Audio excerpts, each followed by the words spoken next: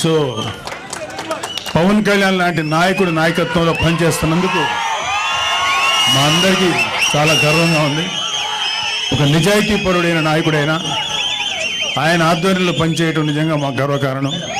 మాకు ఏ పదవుల మీద ఏ అధికారాల మీద ఆశ లేదు. నిజాయితీగా పవన్ కళ్యాణ్ గారి యొక్క ఆశయాల మేరకు మేము పనిచేస్తున్నాం. సో మనందరం కూడా మన భవిష్యత్తు ఇంకా బ్రైట్ చేసుకోవడం కోసం, అద్భుతంగా చేసుకోవడం కోసం పనిచేద్దాం.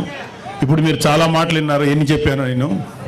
వెల్ఫేర్ కార్యక్రమాలు, ఇంకా చాలా కార్యక్రమాలు ముందుకు వస్తాయి. మన విలేజెస్ రోడ్లు ఎంత పాడైపోయాయో మీ అందరికీ తెలుసు. ఆ రోడ్లు పవన్ కళ్యాణ్ గారు ఎలా బాగు చేస్తున్నారో తెలుసు.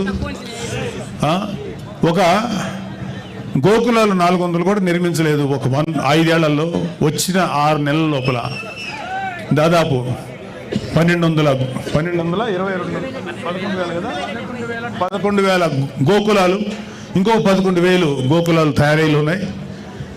అసలు పంచాయతీరాజ్ శాఖగా చేశాడు ఆయన, పెద్దిరెడ్డి రామచంద్ర రెడ్డి. అటవీ శాఖ మినిస్టర్గా చేశారు.